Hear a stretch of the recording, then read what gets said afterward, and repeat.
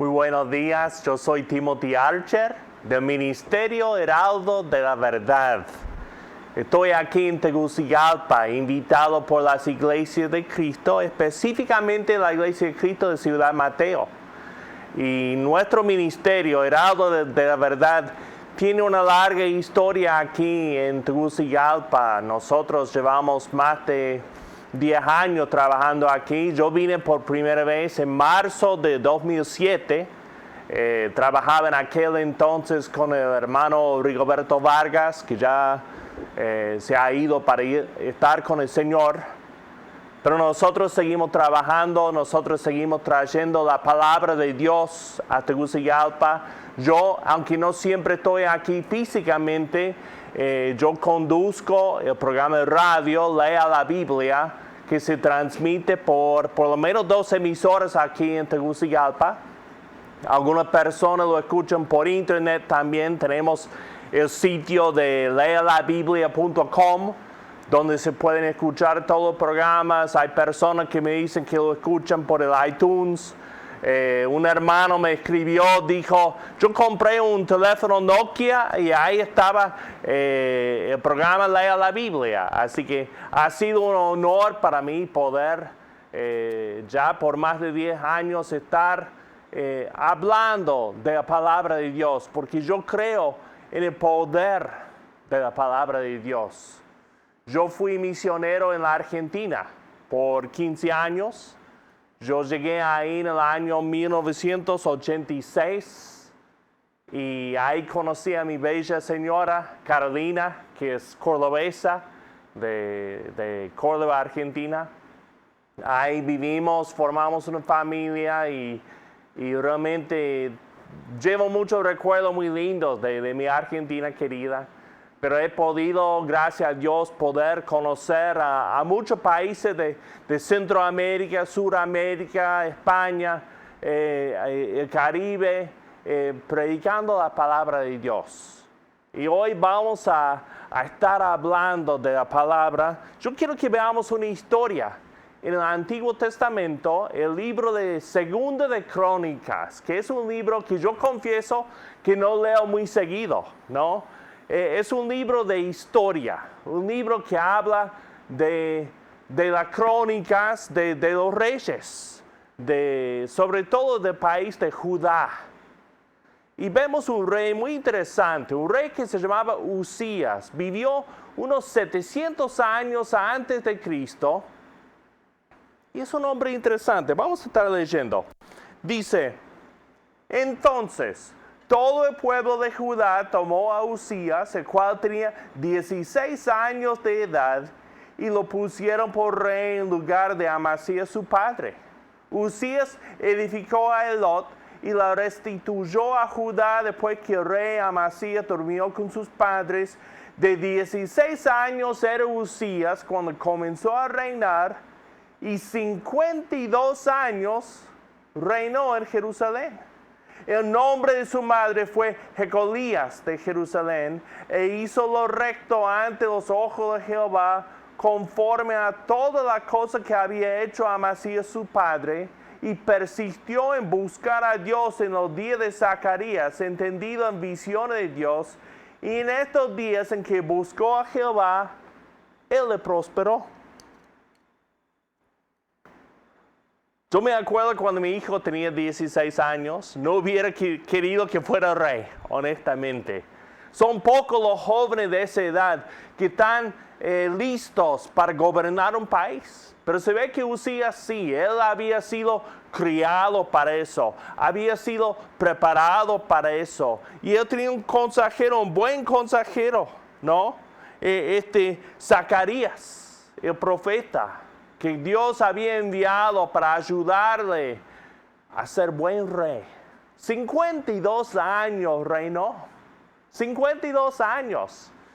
Yo antes cuando enseñaba esto podía decir que ni 52 tengo, pero ya no puedo decir eso. Yo tengo 55, ya pasé. Pero yo hubiera tenido 3 años cuando este hombre comenzó a gobernar. Son muchos años. Podemos pensar en los años 60, qué pasaba en aquel entonces y pensar que algún gobernante de aquellos años todavía esté gobernando. Impresionante. Y pensar que era un hombre piadoso, un hombre que buscaba a Dios. Y qué bueno para el pueblo devoto, ¿no? Que pudieron decir, sí, tenemos al rey Uzías. Tenemos este buen rey, este rey que busca a Dios y Dios lo prospera por eso. Y la Biblia describe cómo Dios le prosperó. Por ejemplo, dice, salió y peleó contra los filisteos y rompió el muro de Gat y el muro de Jabnia y el muro de Asdod y edificó ciudades en Asdod y en la tierra de los filisteos. Dios le dio ayuda contra los filisteos y contra los árabes que habitaban en Gurbaal y contra los amonitas. Y dieron los amonitas presentes a Uzías. Y se divulgó su fama hasta la frontera de Egipto porque se había hecho altamente poderoso. Claro, estos nombres son pueblos que no conocemos, pero tal vez nos acordamos de los filisteos. Tal vez nos acordemos de Goliat, ¿no? El gigante, cómo peleó contra David. Y David, con todo lo que hizo, David, que era un rey importante, un rey exitoso, él nunca pudo conquistar a los filisteos. Durante todo su reinado estuvo peleando con esta gente. Uzías dice que conquistó a los filisteos.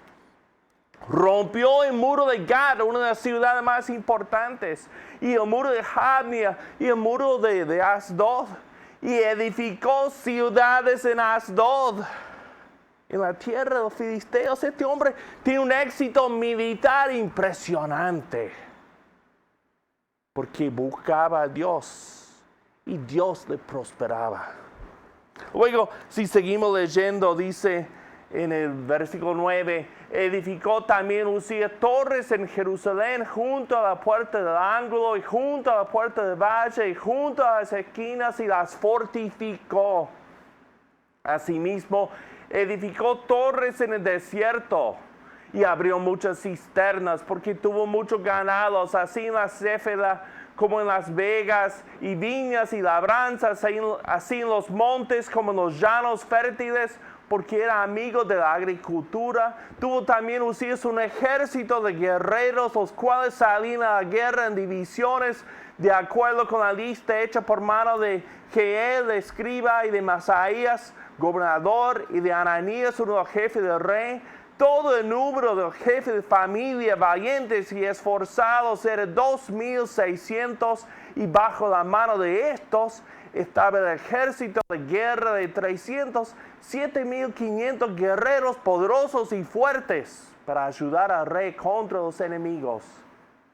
Y Uzías preparó para todo el ejército escudos, lanzas, yelmos, coseletes, arcos y hondas para tirar piedras. E hizo en Jerusalén máquinas inventadas por ingenieros para que estuviesen en las torres y en los baluartes para arrojar saetas y grandes piedras. Y su fama se extendió lejos porque fue ayudado maravillosamente hasta hacerse poderoso. Tuvo éxito militar, tuvo éxito económico, pudo aumentar la defensa de su país para que no fueran conquistados. Habla de su ejército y todo lo que él hizo por el ejército para tener un ejército fuerte. Estas máquinas, ¿de qué habla? Estamos hablando de casi 3,000 años atrás. Increíble. No se conocen cosas así. Él lo hacía. ¿Por qué? Porque era un buen hombre que buscaba a Dios. Y yo puedo imaginar al pueblo, puedo imaginar cómo se sentían, orgulloso de su rey, orgulloso de Uzías. Capaz que ponían el nombre Uzías a sus hijos. Decían uno a otro, ¿has escuchado qué hizo Uzías? No, ¿qué ha hecho ahora? venció a los filisteos. Hizo que los amonitas le pagan a él. Increíble. Sí, escuchaste lo que ha hecho en el desierto. Toda esa tierra que no podíamos usar, él ha hecho cisternas ahí y podemos cosechar. Si uno va a Israel, la mitad del país para abajo, puro desierto. Muy difícil cosechar ahí. Usías lo hacía, porque era amante de la agricultura y comprendía la importancia de eso para su pueblo. Él buscaba el bien de su pueblo. Todos orgullosos de Usías. El buen rey Usías. 52 años en el poder. Pero no todo le salió bien. Versículo 16. Mas cuando ya era fuerte, su corazón se enalteció para su ruina, porque se rebeló contra Jehová su Dios, entrando en el templo de Jehová para quemar incienso en el altar del incienso. Hay que comprender que en aquel momento había dos fuentes de poder, digamos. Estaba la política y estaba la religión. Estaba el rey y estaban los sacerdotes. Usías se cansó de tener que compartir el poder. No quiso ser solamente el rey, quiso ser sacerdote también. Para que únicamente miraran a él. Para que únicamente tuviera poder él. No se le estaba permitido hacer esto, pero lo quiso hacer. El poder lo corrompió.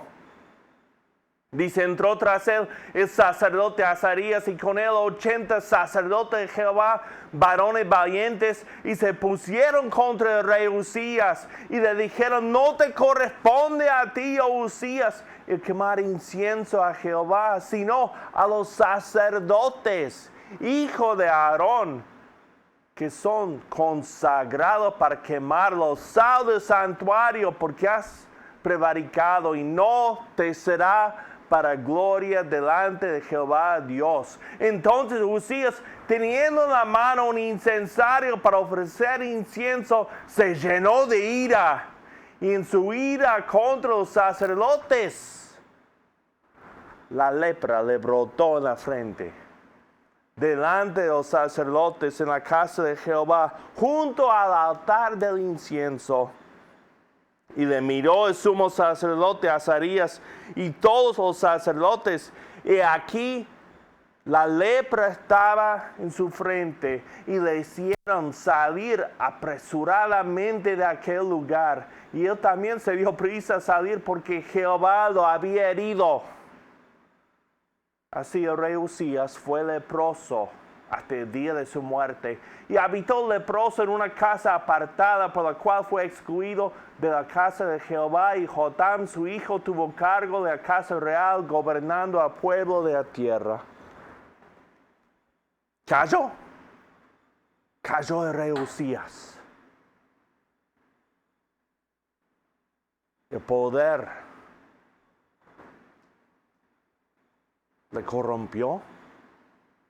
Hizo que él pecara contra Dios y Dios le castigó con lepra, esa enfermedad terrible de la piel que no tenía cura en aquel entonces, no tenía tratamiento, solamente la gente se aislaba y cuando andaban por la calle tenían que decir inmundo, inmundo y cubrirse la cara.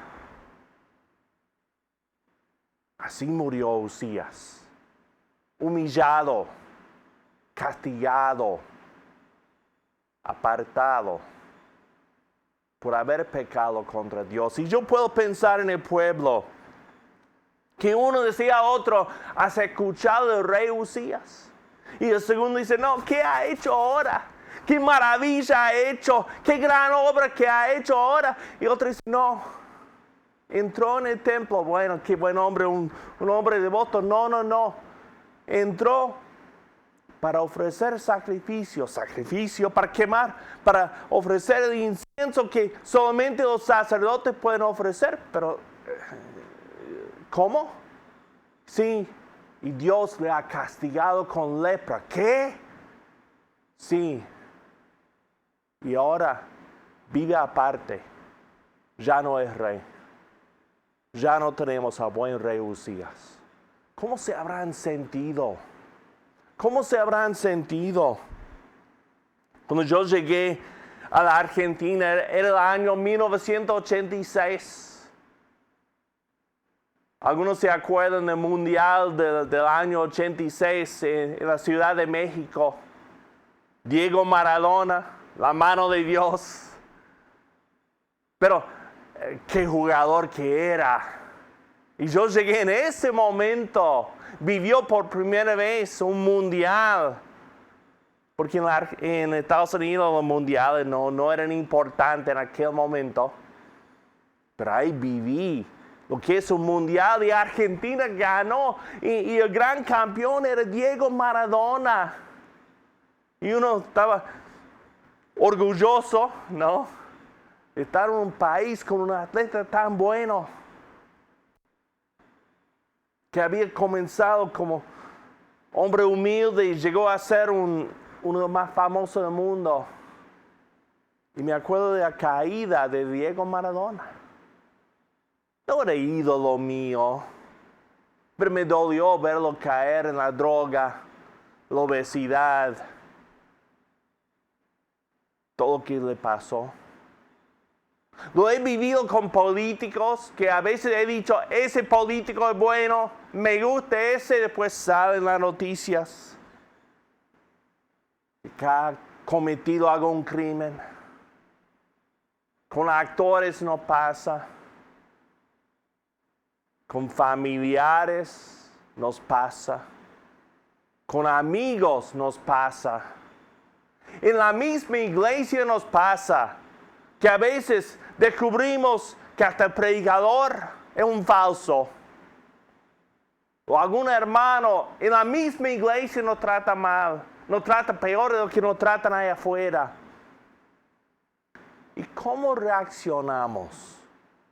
¿Qué hacemos en esos momentos cuando nos fallan los demás? Si no le ha pasado, le va a pasar. Si no le ha pasado en la iglesia, le va a pasar.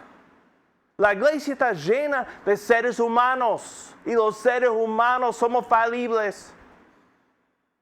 Pecamos, nos equivocamos, nos lastimamos entre nosotros. En algún momento nos va a tocar. ¿Y cómo vamos a reaccionar? ¿Cómo se habrán reaccionado en aquel momento? Yo sé de un joven. Yo puedo leer en Isaías capítulo 6 acerca de un joven que vivió bajo el reinado de Uzías, que tuvo cuando Uzías cayó. Y yo puedo ver su reacción. En Isaías capítulo 6, el profeta habla del año en que murió el rey Uzías. Dice, el año que murió el rey Uzías, vi yo al Señor. Vi yo al Señor. Puede ser que se mencione aquí ese año solamente para dar un dato histórico, pero no lo creo. Yo creo que está relacionado ahí. Que hubo importancia en el que murió Uzías y este joven vio al Señor. Porque a veces nosotros, en vez de poner nuestra fe en Dios, ponemos fe en nuestro padre, un vecino, un amigo, un maestro, un colega. Depositamos nuestra fe, la fe que debe estar puesta en Dios, la ponemos en los seres humanos. A veces yo vengo a la iglesia no tanto por buscar a Dios, sino porque me gusta la gente ahí. Me gusta cómo predica el pastor. Me gusta cómo cantan ahí. Me gusta esto, me gusta aquello y nunca miro a Dios. Estoy mirando a los seres humanos. Y a veces Dios tiene que quitar a alguna persona del camino para que podamos verlo a Él. Dice Isaías, el año que murió el rey Uzías, vi yo al Señor. Yo quiero decirles, eso es lo que necesitamos hacer. Eso es lo que necesitamos hacer. Cuando los hombres nos fallan, cuando nuestros hermanos o hermanas nos hacen mal, cuando la familia no es lo que debe ser, cuando los amigos son infieles, cuando hasta nuestra pareja nos traiciona, debemos mirar a Dios, debemos ver a Dios, necesitamos buscarlo, como Isaías. Dice, en el año que murió el rey Uzías, vi yo al Señor sentado sobre un trono alto y sublime, y sus faldas llenaban el templo. Por encima de él había serafines. Cada uno tenía 6 alas, con 2 cubrían su rostro, con 2 cubrían sus pies, y con 2 volaban. Y el uno a otro daba voces diciendo, Santo, Santo, Santo, Jehová de los ejércitos. Toda la tierra está llena de su gloria. Y los quiciales de las puertas se estremecieron con la voz del que clamaba, y la casa se llenó de humo. Cuando nosotros vemos a Dios, vemos su santidad. Vemos su santidad en la Biblia cuando las personas, cuando los ángeles, cuando los seres celestiales están en la presencia de Dios, la reacción casi siempre es la misma. Santo. Santo. Comprendemos ahí lo que es la santidad viendo a Dios. Santo quiere decir apartado, separado, distinto. Cuando vivimos en la Argentina, los argentinos son muy parrilleros. Todo el mundo tiene un asador en su casa. Yo aprendí a cocinar la carne, a mí me encanta. Me gusta más comerla que cocinarla, pero a mí me gusta cocinar. En Estados Unidos, lo que más se cocina a la parrilla son hamburguesas. Somos famosos por las hamburguesas, ¿no? Y yo a veces en la Argentina hacía hamburguesas como hacemos en Estados Unidos. Y para eso yo tenía una palita especial para dar vuelta a las hamburguesas. Y la mantenía limpia y aparte para eso. A veces venía otra persona a usar mi asador, agarraban esa palita y con eso movían los carbones y las cenizas y ensuciaban mi pala santa. Era santa en ese sentido, apartada para un uso especial. Ahora, Dios es apartado, sí, apartado de pecado, lo malo, apartado de la muerte, apartado de la oscuridad. Es santo. Y esa santidad es tan fuerte que donde está Dios, la muerte no puede estar. Donde está Dios, el pecado no puede estar. Donde está Dios, la oscuridad no puede estar. Si yo tomo unas luces muy fuertes, muy brillantes, y las enfoco en cierto lugar, la oscuridad no puede estar ahí porque la luz está ahí. La luz desplaza la oscuridad. La santidad de Dios no admite pecado. Y el pecado es borrado en su presencia. Por eso cuando uno entra, ve la santidad de Dios. Cuando miramos a Dios, vemos su santidad. Versículo 5 de Isaías 6. Entonces dije, ay de mí, que soy muerto.